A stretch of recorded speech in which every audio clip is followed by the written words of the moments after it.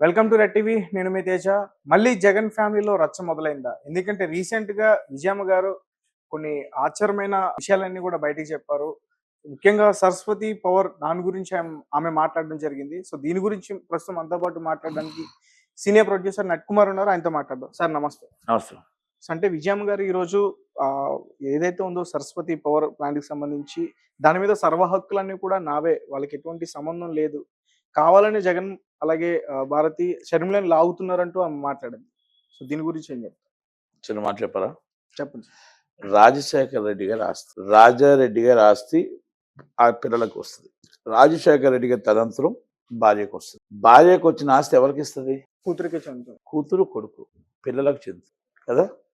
అందుకే ఆమె ఎక్కడికి పట్టుకుని పారిపోతుంది? ఆమెకి పిల్లలకే ఇస్తుంది. ఈలోగా ఆతృత వీళ్ళు పిటిషన్లు ఎందుకు వేయడం? జగన్మోహన్ రెడ్డి గారికి ఆశ ఎక్కువై పిటిషన్లు వేయడం తప్ప భారతిరెడ్డి గారికి ఎక్కువ ఆశ ఉందేమో అనుకుంటున్నాను దీంట్లో.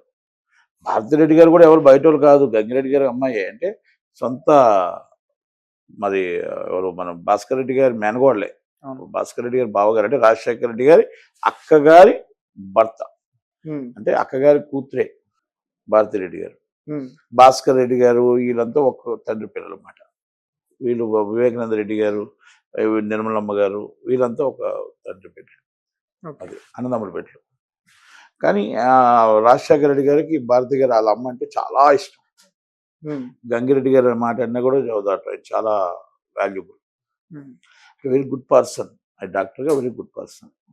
కనుక నేనేమంటున్నానంటే ఇటు కుటుంబమే అటు కుటుంబమే.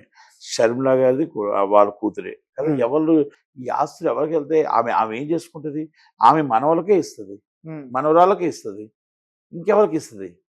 దానికోసం కంగారు పడిపోయి మీరు పిటిషన్ వేసి మనం తీసుకుంటున్నట్టు ఆమె మరి దాంట్లో షర్మిల గారిని అవ్వచ్చు, లేకపోతే ఇంకోటి అవ్వచ్చు. ఇదంతా కూడా పిటిషన్ వేయడం కరెక్ట్ కాదేమో. అంటే రాజశేఖర్ రెడ్డి గారి పరువు తీస్తున్నారేమో అనిపిస్తుంది. అంటే ఆ విధంగా కూడా మాట్లాడారు, నిలబెట్టారు కోర్టులో అంటూ కూడా. అదే రాజశేఖర్ రెడ్డి గారి పరువు తీస్తున్నారేమో. రాజశేఖర రెడ్డి గారి భార్యగా ఏ రోజు అడుగు బయట పెట్టను ఆమె ఈ రోజు కోట్లమ్మట రోడ్ల మీద తిరగవలసిన పరిస్థితి, మాట్లాడాల్సిన పరిస్థితి తీసుకొచ్చారు. ఆయన ఎక్కడున్నా ఆయన ఆత్మ శోభిస్తుందని మాత్రం నేను చెప్తాను. ఇద్దరు కొడుకు కూతురు ఎవరైనా సరే, మేబీ నేను ఒకటే చెప్తున్నా, ఆయన మాట ఆయన ప్రపంచంలోనే దేవుడు అనుకుంటారు. ఈ రోజుకి కూడా మీ కుటుంబంలో ఆయన ఎందుకు అనుకోవట్లేదు అని అంట, మీ కుటుంబంలో ఆయన ఎందుకు గుర్తు చేసుకోవట్లేదు అంట. ప్రపంచంలోనే రాజశేఖర రెడ్డి గారు అంటే దేవుడు అంతటి వాడు అని అంటున్నారు. ప్రతి ఇంట్లో నాకు తెలిసి ఫోటో ఉంటుంది. బత్తి విక్రమార్క గారి దగ్గర నుంచి నాకు తెలిసి కోట్లాది మంది దాంట్లో ఆయన ఫోటో ఉంటుంది. మీ గుండెల్లో ఆయన ఎందుకు లేడు అని అంటున్నా. మీ మనసులో ఆయన ఒక్కసారి జ్ఞానించుకున్నారా అని అడుగుతున్నా. ప్రతి ఒక్క ప్రజల గుండెల్లో ఉన్నాడు కానీ మీ ఫ్యామిలీకి అది అంటున్నా నేను, అదే అడుగుతున్నా. ఇప్పుడు నేను ఎవరైనా మీరు ఎంత దానికి వచ్చారంటే ఈరోజు ప్రపంచంలో 6 సంవత్సరాలు పాలించి 60 సంవత్సరాల పేరు తెచ్చుకున్న రాజశేఖర రెడ్డి గారు మొత్తం టోటల్గా ఎల్లకాలం మర్చిపోయి వాళ్ళకి ఆయన చనిపోయి దాదాపు 16 సంవత్సరాలు అయ్యింది. 16 సంవత్సరాలు కూడా ఇప్పటికీ మరవలేని, మర్చిపోలేని నాయకుడు ఎవరైనా, మచ్చలేని నాయకుడు ఎవరైనా ఉన్నారు అంటే అది రాజశేఖర రెడ్డి గారు. అది తెలంగాణ, ఆంధ్రప్రదేశ్, తమిళనాడు, మహారాష్ట్ర ఎక్కడ కాదు, ప్రపంచం. తెలుగు వాళ్ళు ప్రపంచంలో ఎక్కడున్నారో ఢిల్లీని శాసించాడు, ఆంధ్రప్రదేశ్, ఉమ్మడి ఆంధ్రప్రదేశ్ని శాసించాడు. ఈరోజు తెలంగాణ బిడ్డలు కూడా ఈరోజు రాజశేఖర రెడ్డి గారు అంటే ప్రాణం పెడతారు. ఆంధ్రప్రదేశ్, తెలంగాణ రెండు కూడా పంచ ప్రాణాలు ఆయన. మరి అలాంటి వ్యక్తి, అంతమందికి ప్రేమ ఉంది, అంతమంది ఆయన అంటే జీవిస్తారు. ఆయన అంటే మీరు మా ఇంట్లో కూడా చాలంటే చూసుకోండి, మా ఇంట్లో కూడా రాజశేఖర రెడ్డి ఫోటో అంటే ఏంటి, మీ అభిమానం లేకపోతే? నేను ఆయన అభిమాని, ఆయన ఫాలోవర్. నేను ఆయన అభిమానించేవాడిని. కాంగ్రెస్ పార్టీ నుంచి నేను ఫస్ట్ నాకు పిఎస్ సంగమ గారు, సర్పవర్ గారు, సంగమ గారు, ఆ తర్వాత రాజశేఖర రెడ్డి గారితో ఉండిపోయారు. దాసనారాయణ రాజకీయంగా రాజశేఖర రెడ్డి గారు, సినిమా ఫీల్డ్గా దాసనారాయణ గారు, ఈ రెండే. అందుకే ఆ రోజు నుంచి ఈరోజు కాంగ్రెస్ పార్టీలోనే ఉన్నా. కాంగ్రెస్ పార్టీ నుంచి వైసీపీకి ఆయన బిడ్డగా సపోర్ట్ మాత్రమే చేశాను తప్ప నేను పార్టీలో జాయిన్ అవ్వలేదు. అది ఈ రోజు పరిస్థితి ఏంటి సార్? అంటే నిజానికి మీరు అన్నట్టు కుటుంబ విషయాలు నిజంగానే రోడ్డు మీదకి తీసుకొచ్చారు. ఒక ఆడబిడ్డ బయటకు వచ్చి ఆడబిడ్డ బయటకు వచ్చి మాట్లాడుతుంది. ఆడబిడ్డను అసభ్యకరంగా మాట్లాడించారు.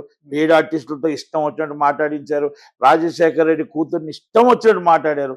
మాట్లాడినా కూడా అన్నగా ఆయన ఖండించకపోవడం అనేది బాధాకర విషయం. ఖండించలేదు అంటే ఆయన చెల్లెలు తోడబుట్టి రక్తం పంచుకుంటున్న చెల్లెల్ని ఇష్టం వచ్చినట్టు మాట్లాడుతుంటే పేడ్ ఆర్టిస్టులు ఒక్క మాట కూడా ఇది తప్పు, నా చెల్లెల్ని మీరు మాట్లాడొద్దు, రాజకీయాలు వేరు, ఇది పర్సనల్స్ వేరు అని ఒక్క మాట మాట్లాడుంటే హుందాతనంగా ఉన్నాం జగన్మోహన్ రెడ్డి గారు కానీ భారతి గారు కానీ. ఇప్పుడు ఏ రోజు ఆ మాట కూడా ఖండించలేదు.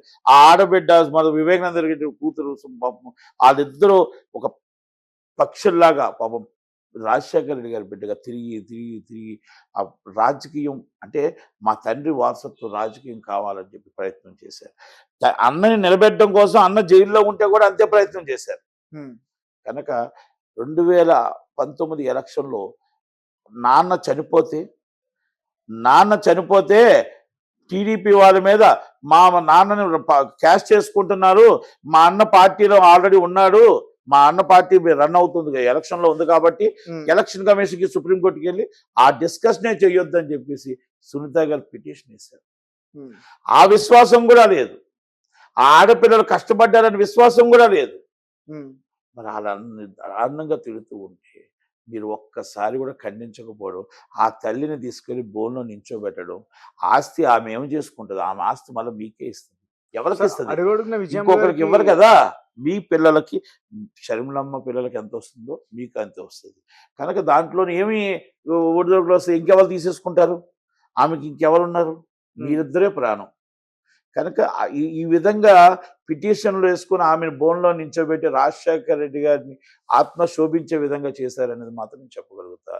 దయచేసి ఇప్పుడు కూడా ఆమెను ఇబ్బంది పెట్టకుండా, ఆమె ఏ ఆస్తి ఉన్నా మీకే ఇస్తారు తప్ప ఆయన రాజశేఖర రెడ్డి గారిని గుర్తుపెట్టుకొని, రాజశేఖర రెడ్డి గారి కుటుంబం ప్రపంచంలోనే అత్యున్నత పెద్ద కుటుంబంగా, ఆయన అందరికీ దేవుడుగా, ప్రతి ఒక్క ఇంట్లో కూడా కుటుంబ వ్యక్తిగా నిలబడిన వ్యక్తిని ఆ విలువను అలాగే ఉంచాలని, రోడ్డు మీదకి లాక్కుండా దయచేసి విజయమ్మ గారు అందరినీ రిక్వెస్ట్ చేసుకుంటూ, మీరు ఆస్తులు సంపాదించి బాగుండాలనే కోరుకున్నాడే తప్ప ఇలా గొడవలు ఆడుకుంటారనుకుంటే ఆ రోజే ఆస్తులు పంచేవాడేమో.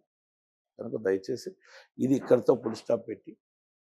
సార్, అంటే అడుగడుగున విజయమ్మ గారికి చాలా అవమానాలు అని చెప్పుకోవాలి. ముఖ్యంగా ఎప్పుడైతే జగన్మోహన్ రెడ్డి గారు ఆ పార్టీ పెట్టడం, ఆమెను ప్రెసిడెంట్గా ఉంచడం, తర్వాత ఆమెను తీసేయడం, తర్వాత చెల్లెలు షర్మిల గారు కాంగ్రెస్ పార్టీకి రావడం, అంటే ఒక పక్క రాజకీయ కక్షలు కానీ ఇప్పుడు ఆస్తి విషయాలలో కూడా కక్షలు పెరిగాయి. రాజకీయ కక్షలో షర్మిల గారి వైపు విజయమ్మ గారు ఉన్నారు. ఇప్పుడు ఎవరి వైపు ఉంటారు? ఆమె మాట్లాడి ఆడపిల్ల వైపే తల్లి ఉంటుంది. తల్లికి ఎప్పుడు కూడా ఆడపిల్లతో తోడుండాలి. ఆడపిల్ల తోడుండాలి తల్లి, అంతే. కొడుక్కి తోడు అవసరం లేదు. కొడుకు మైనారిటీ తిరిగిన తర్వాత ఇండివిజువాలిటీ వస్తుంది. కూతురికి పెళ్ళి అయిపోయినా పిల్లలున్నా కూడా తల్లి తోడు ఎప్పుడూ కావాలి. తల్లి తోడు ఎప్పుడూ కావాలి. అందుకే తల్లితోనే కూతురుతోనే తోడు ఉంటుంది. ఎందుకంటే ఇవన్నీ రాజకీయం వద్దు, అయిపోయింది. రోజుకి మాట్లాడుకుంటూనే ఉన్నాం. దీంట్లో రాజశేఖర రెడ్డి గారు ఈ విషయాలను ఎందుకు మాట్లాడినంటే, ఈ విషయాలు ఏమైనా మాట్లాడితే రాజశేఖర రెడ్డి గారిని నేను బాధ పెట్టిన వాళ్ళు అవుతాం కాబట్టి దయచేసి ఎక్కడితో ఫుల్ స్టాప్ చేస్తున్నాం. కనుక ఇది మనం మాట్లాడుకోవడం కూడా కరెక్ట్ కాదేమో. Thank you very much.